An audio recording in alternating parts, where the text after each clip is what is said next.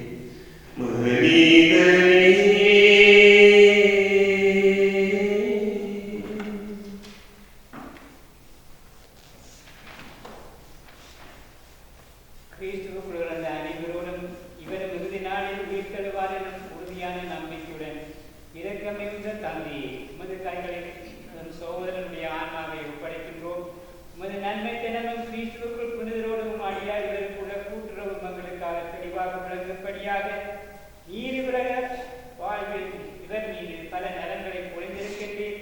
இவற்றுக்கெல்லாம் உமக்கு நன்றி கூறுகின்றோம். இறையாண்டவரே, எங்கள் மன்றாட்டுகளுக்கு தயவாக செவிசாய்த்து அடியாருக்கு பேரின்ப வீட்டின் கதவுகளை திறந்துவிடும்.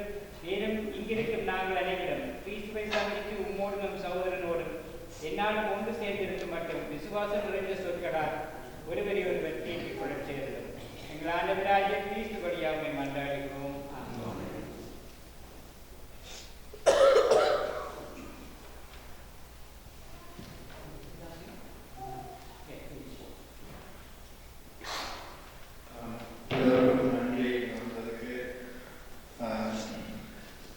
அப்பா வந்து இவ்வளவு சொன்னாங்க.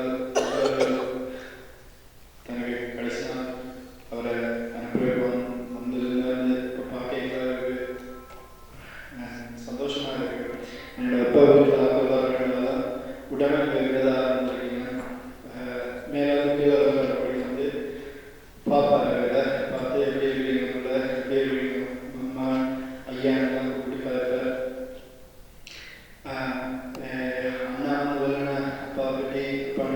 ஹிஸ்டரி சொன்னால் சொல்கிறதுக்கு வாத்தியாரம் போதாது, டைமும் போதாது. எனக்கு தெரிஞ்சு அண்ணா சொன்ன மாதிரி அவர் வெளிநாடுலாம் கூடுதலாக வேலை செஞ்சவர். திரும்ப வந்து எங்களுக்காக வேண்டி கால் முழுங்கி அப்போ இருந்து கூட எல்லாருக்கும் உதவி செய்யணும், எல்லாருக்கும் வேலை செய்யணும். இந்த பிள்ளையர் அதே மாதிரி எல்லாருக்கும் உதவி செய்யணும்னு வளர்ந்தார். டைம் பங்க்சுவல் பண்ணி என்ன பார்த்தா செய்வாங்க. அப்பா வந்து 11 மணிக்கு 2 வழியில் வெயிட் பண்ணுவேன் போகும். அப்படியே எனக்கு நிறைய சொல்லணும்னு ஆசைப்பட்டு டைம் போதாது. நாங்கள் செமெட்ரிக்கு போகணும்.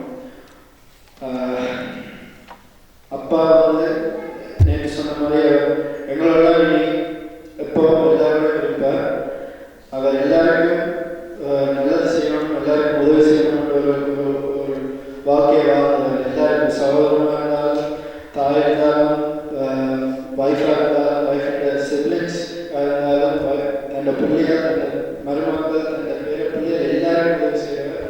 தனக்கு என்ன வேணும்